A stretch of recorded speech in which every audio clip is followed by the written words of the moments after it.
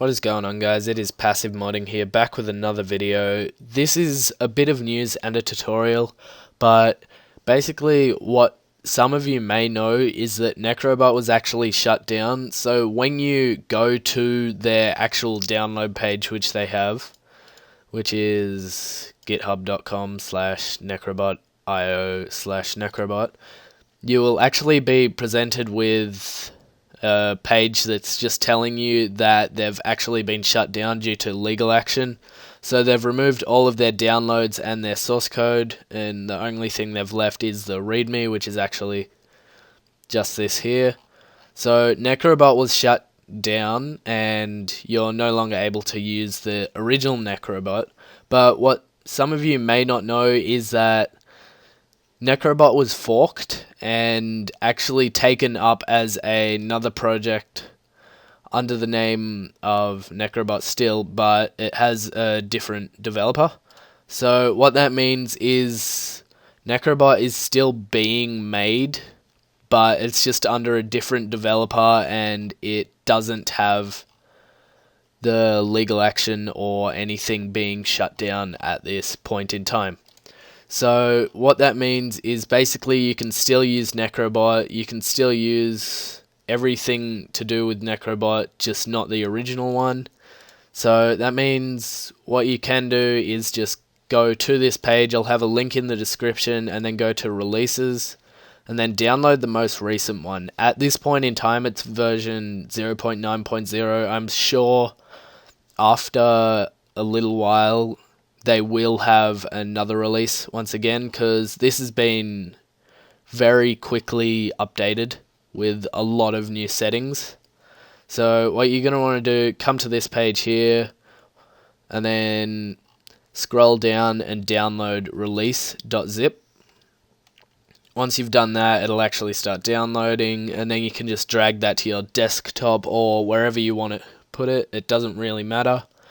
So once that's done downloading, you're just going to want to drag it to your desktop or wherever you want to put it, right click it and extract it. So I use WinRAR, but if you have another program for extracting .zip files, that's fine, just go ahead and use that. But then you're going to want to open the folder, that's it there, open the release folder, and then you're going to be given all these different things here. So upon your first run of necrobot.exe, it's going to present you with, this is your first start, would you like to begin setup? You can either click yes or no. It just means you will be manually editing the configuration for it in the actual files themselves rather than just the bot. So what I recommend, if you're not interested in doing in-depth work, just press Y and then hit enter. You can change the default language if you want. Say you speak French or something, you can change that using this settings, but I don't need to do that since I speak English.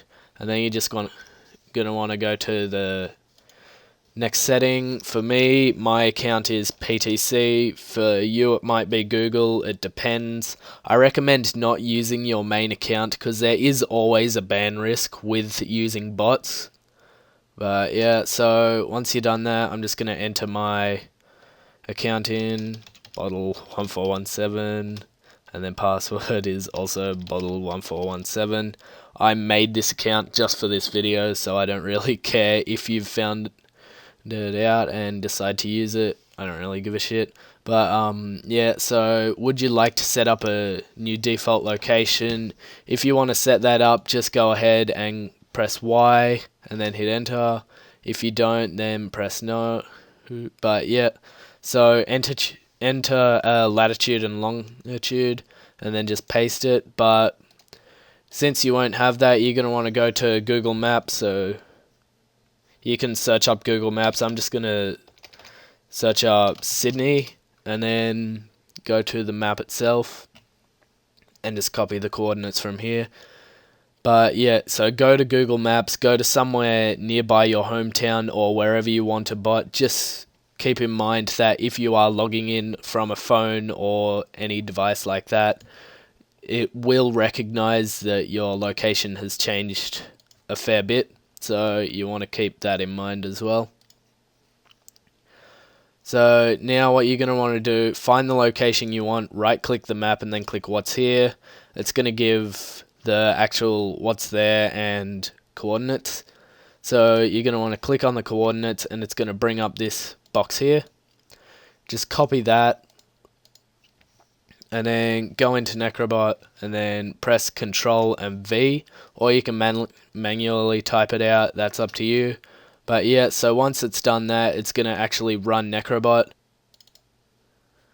So yep, that's just going to show your IP and then it's going to actually start running. So it'll say playing as whatever and then it'll actually show your IV Pokemon, like which is the perfect, and then your highest CP as well. It'll show you how long you have on the next incubator as well, and also it'll catch Pokemon and so on and so forth. I'm going to exit out of that now. It'll do everything automatically, but if you want to edit the settings differently, all you have to do is exit out of the actual bot, go into the folder called config, and then open up config.json. Auth.json is just your login details and a couple other things, and then last position, just it's there for the bot to actually reduce your ban chance by logging into the most recent location you were at.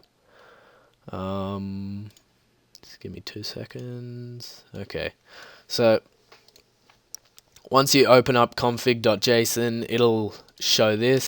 And basically what it is just all the settings for the actual bot. So I'm going to leave a link in the description of the video for the NecroBot wiki, which will basically show you how to set up everything and what each setting actually means. There's a ton there which I don't really have the time to go through in a video, unless you want like a 30-minute video on just the settings, which I really don't have the time or the energy to do, because I record these fairly late, even though it is 6:11 p.m. That's actually pretty early. Sometimes I'm recording these at like 2 a.m. in the morning. But yeah, so you can mostly leave a lot of these settings alone. But yeah, if you go to the wiki and read through most of that, it will show you what you want to change, just depending on different things. What I recommend though, to minimize the ban risk, you're going to want to leave all the sniping location as false.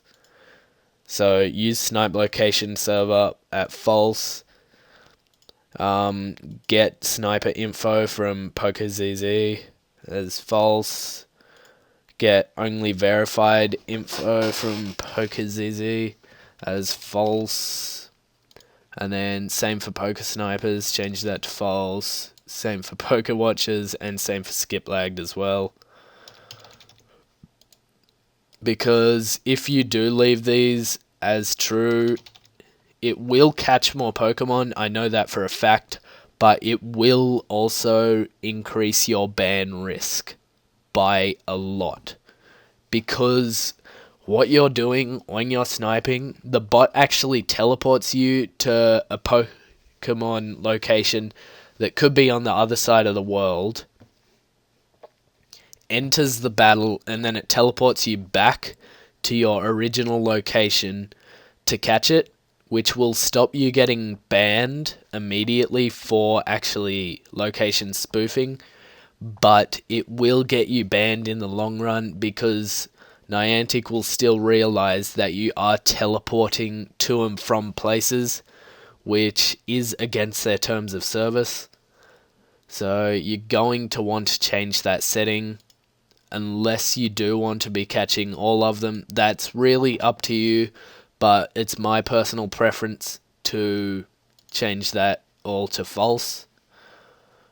And then you can basically leave most of these settings alone unless you want to go into the wiki and actually change everything to your liking, because the bot can transfer some of your more rare Pokemon if you haven't changed these settings to your liking, but just for this video I'm going to leave most of them alone. So once you're done actually doing all that, just click save, then exit out of that, open up the folder again, and then run necrobot.exe. I'm going to chuck this at full screen, and then it'll show your IP again, and then do everything playing as, and then your username, well actually your display name, not your username, and then it'll start doing its thing and catching Pokemon, doing all that, and yeah, so enjoy guys.